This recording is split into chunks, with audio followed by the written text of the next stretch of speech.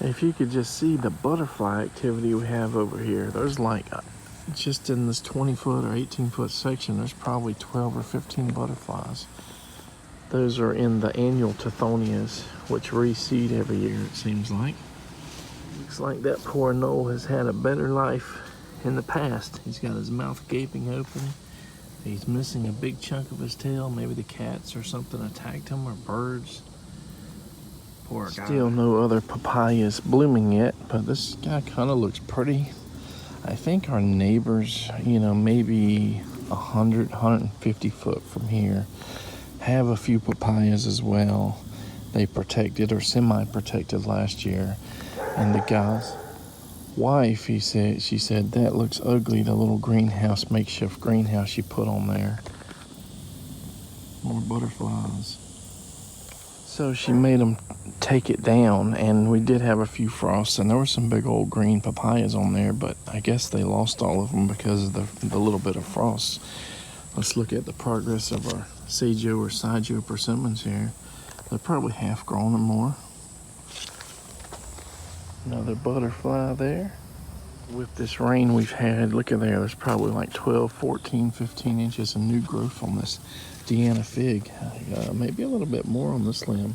Look at all that green. These guys are happy. This other fig here that's in the full sun has pretty much no new growth. Maybe some bud swelling and a tiny bit of leaves.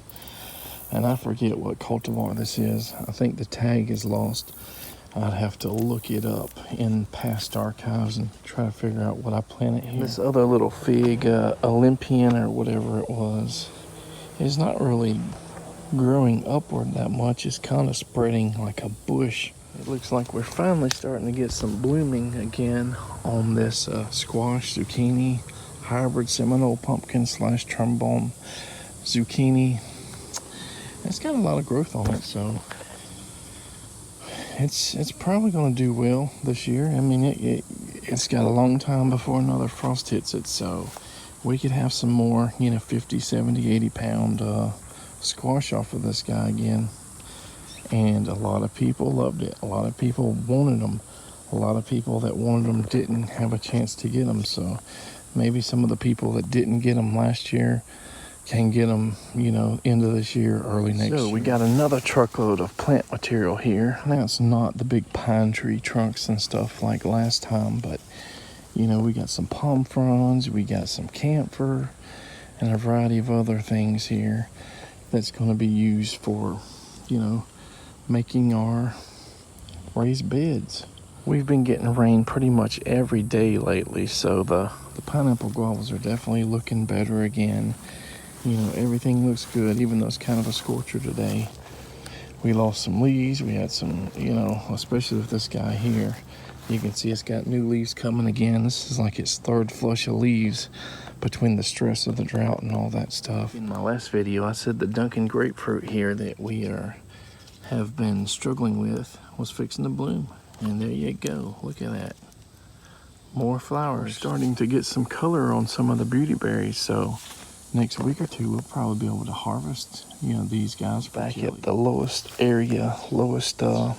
part of our land. And, this avocado we planted here had a lot of dieback, but check that out. There's some new growth. And right there, it doesn't look great, but it's new, so this is a good sign at least. There it looks like we got some bug damage from some of the new leaves. So let's hope we don't get, grasshoppers or whatever, worms, caterpillars eating it all.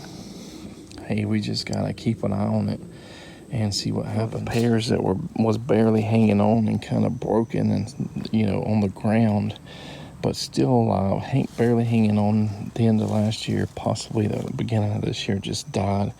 And here's the rootstock that come back, so we could potentially use this for grafting. And there's 2 trunks there. All right, guys, I think that's it for today's garden vlog. Take care.